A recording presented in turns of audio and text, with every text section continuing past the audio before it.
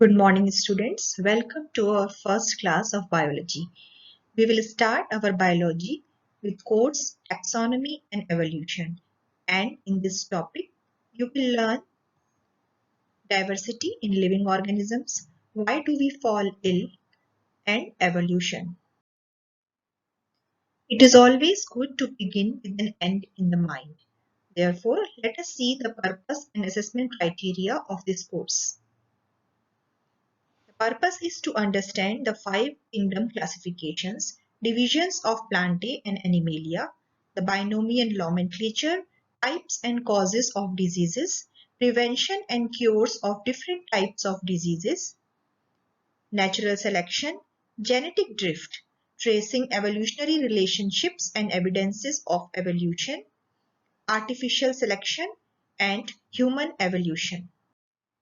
Your assessment criteria will be: recall the taxonomic hierarchy, explain the basis of classification, compare different kingdoms, divisions, and phylum, classify living organisms into 5 kingdoms, compare different phylum, correlation between immunization and prevention of any diseases, evaluate and analyze different situations to prevent diseases, differentiate between evidences of evolution with examples, compare and contrast natural and artificial selection. You can pause the video in between and note down the purpose and assessment criteria before you begin any further tasks. Before we dive deep into our subject, it's very important to answer few questions. Like, why do we need to classify organisms? We all know that life has evolved on Earth over millions of years. Therefore, there is a wide variety of living organisms on Earth. Some are microscopic like bacteria, while some are whales, which are 100 meters in size. Some are pine trees. For example, those live for thousands of years, while insects like mosquitoes die within few days. Some organisms are colorless or even transparent, while on the other hand, some are brightly colored. Do you think it's so easy to learn about all of them? No, it's not easy.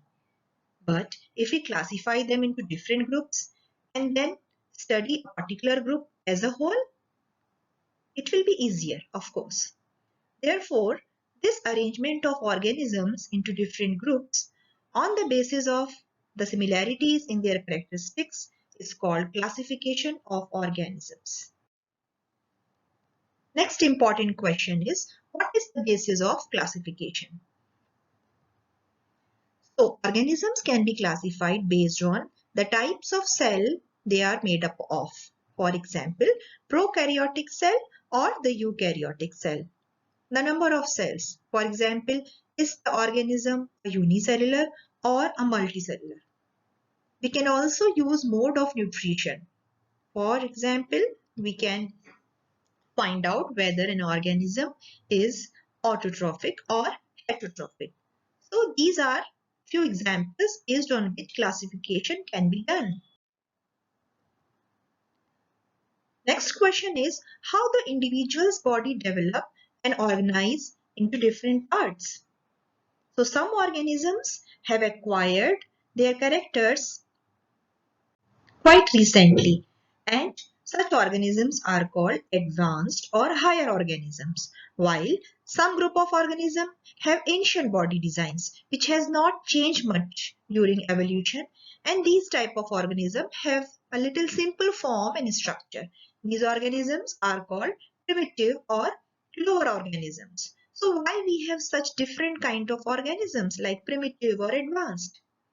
It is because the present-day complex organisms have evolved from the simpler forms. And why it has happened? Why the body designs have changed over millions of years? Because these organisms wanted to adjust to the changing environment and they have a need to adapt themselves to the changes in environment to survive. Therefore, evolution plays a major role in classification of organisms. Now look at this diagram of this phone. Can you see how phones have evolved from the very primitive old landline phones to the current smartphones?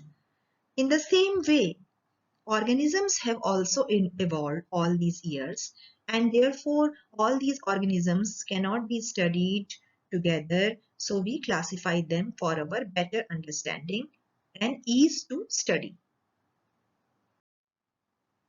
Now let's learn a little about hierarchy of classification. Do you remember that when we learned taxonomy for the first time, we learned that Carl Linnaeus was the person who first categorized living organisms into plant and animal. There was no looking back after that. Various scientists like Ernst Haeckel, Robert Whittaker, and Carl Woese gave several kingdoms in which animals can be classified. At present, we use the 5 kingdom classification given by Whittaker. About this, you have already learned in your grade 7 and 8, but we will look into it again. Before we go into detail, let us see what are the different groups into which kingdoms are divided. So, with the help of this example, you can see that here is the classification of red fox.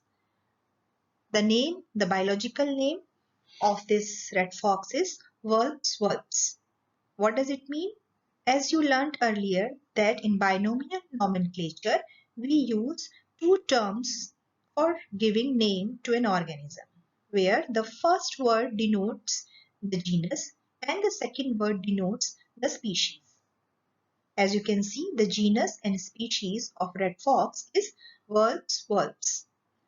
Now, if you start from the top, you saw that the domain to which the red fox belongs to is the domain Eukarya. What does it mean? It means that it belongs to the eukaryotic animals category.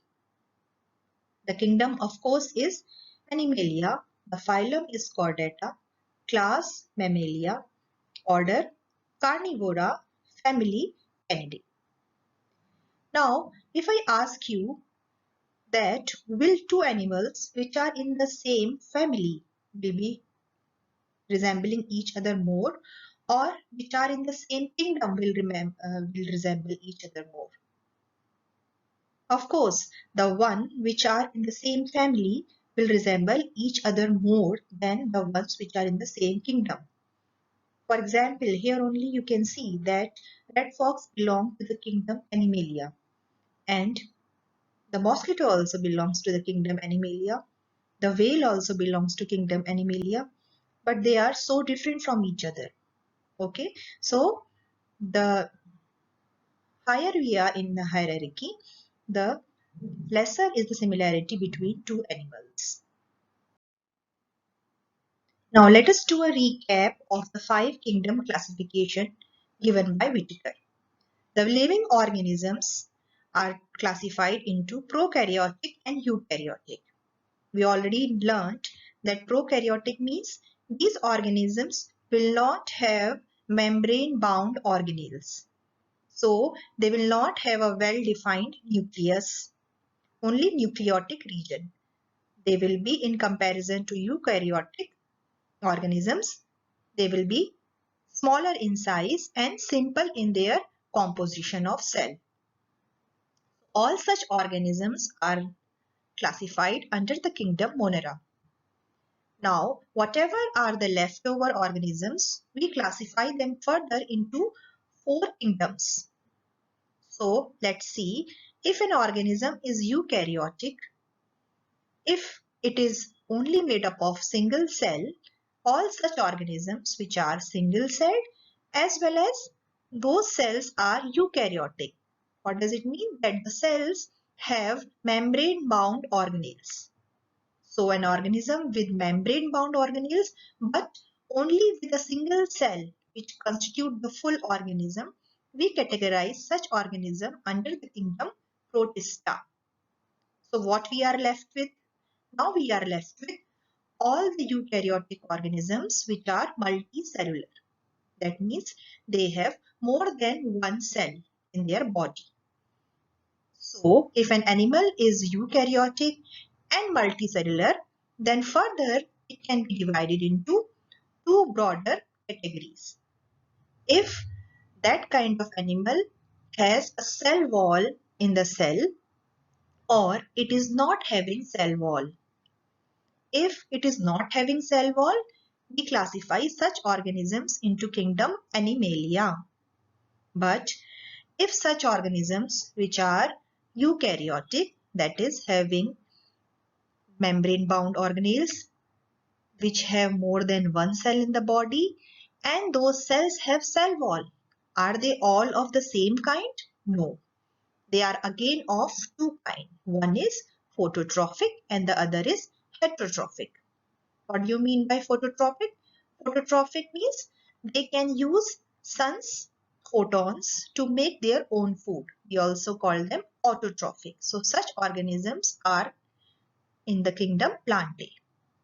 And if the organisms with cell wall, which are multicellular and eukaryotic, cannot make their own food, we categorize them as fungi.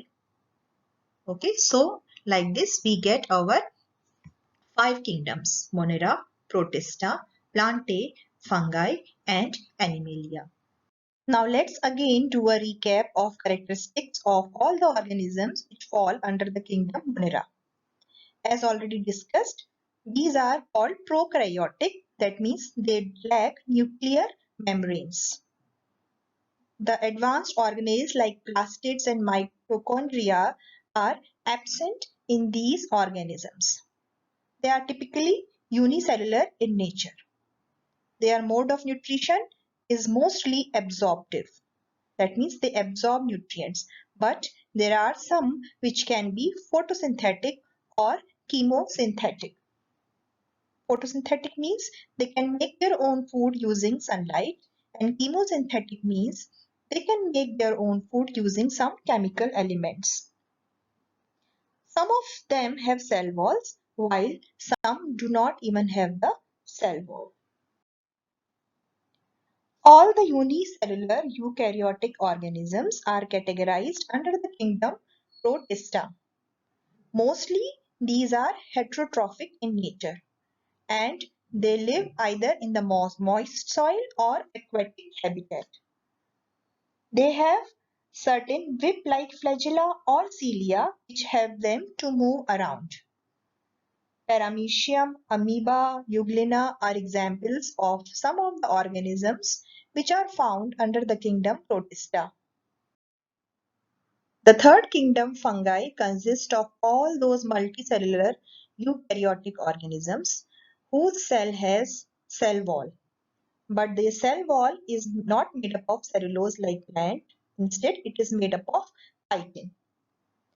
Unlike plant, the fungi kingdom organisms cannot make their own food. Instead, they are heterotrophic in nature. So they use decaying organic matter as their food and are called saprophytes. Many of these fungi have the capacity to become multicellular organisms at certain stages in their life. Common examples are yeast, mushroom, bread mold. Also here you can see lichen is written. Do you remember? We have learned about lichens earlier. It is a symbiotic relationship between fungi and cyanobacteria. We all know about the kingdom Plantae. The organisms in this category or in this kingdom are eukaryotic. They are multicellular.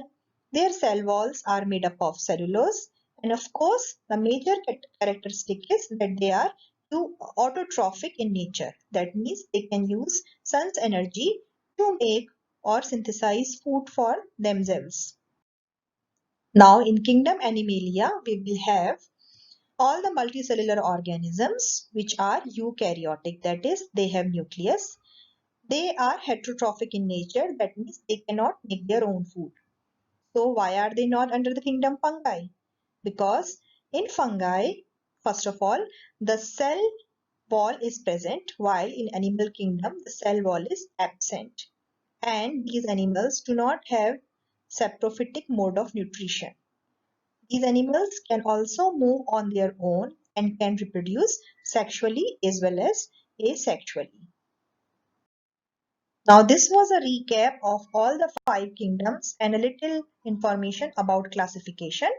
Now, copy the table given under class task in your journal and fill the missing information, which will describe the characteristics of these 5 major kingdoms. Click a picture and upload in the classroom before we come and meet for the Google Meet. For the evening task, I have given you a worksheet in your journal. You have to note the worksheet and again click a picture and submit the task before 8 p.m. today.